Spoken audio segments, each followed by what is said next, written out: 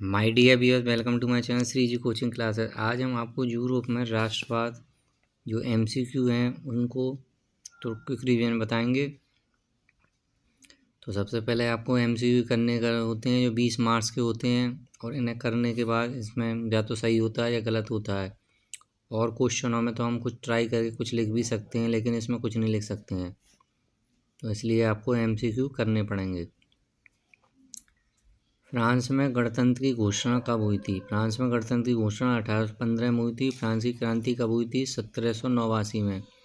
1789, इसको आप याद कर सकते हैं। 1789 में फ्रांस किस प्रकार का राज्य था? असीमित राज्यतंत्र था, मतलब उस समय राजतंत्र ही चलता था। नेपोलियन का संबंध किस देश से था? देखिए, नेपोलियन पो और फ्रांस मिल रहे हैं इसमें, देख लिए पा इसमें किसी में नहीं मिल रहा, तो आप याद कर सकते हैं नेपोलियन फ्रांस, पो फ्रांस।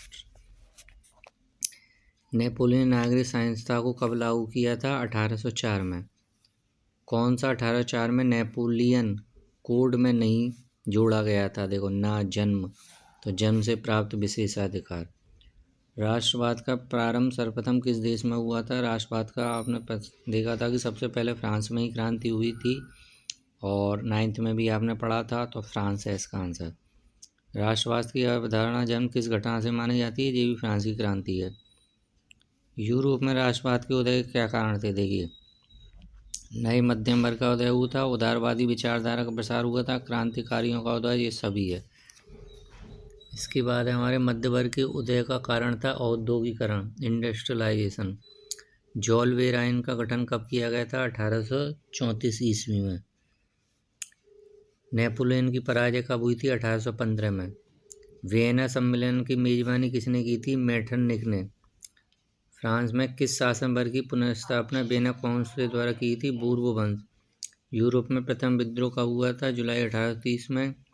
और 1830 की क्रांति में फ्रांस में किस प्रकार का शासन था? संवैधानिक। यूरोपमेसिनी का संबंध था इटली। और यूरोप में किस दशक में सबसे बड़ी आर्थिक मंदी हुई थी? 1830 में। ये बहुत इंपॉर्टेंट है। जर्मन संस्कृति में वोक्सजिस्ट का आशय था राष्ट्र, और ओटो वन बिस्मार्क का संबंध था जर्मनी से। जर्मनी के एकीकरण की मुख्य भूमिका थी ओटो वॉन बिस्मार्क। निम्न में किस उपसंघ ने बनाया था? यूरोपमेसिनी ने। इटली एवं जर्मनी के एकीकरण के विरुद्ध निम्न में से कौन था? ऑस्ट्रिया। और निम्न में किस युद्ध में जर्मनी एकीकरण का स्वप्न पूर्ण हुआ था? फ्रांस प्रिसा युद्ध में।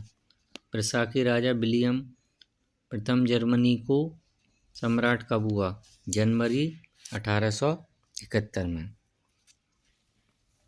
इसके बाद हम आपको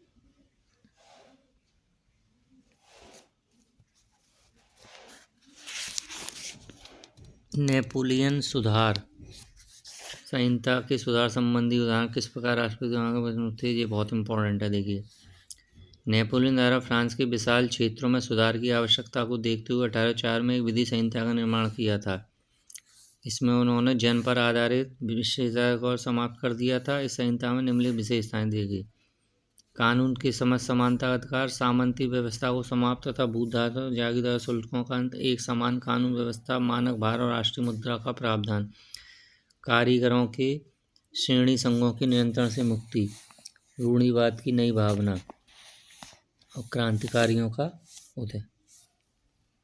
तो ये आप याद कर सकते हैं। Thank you very much.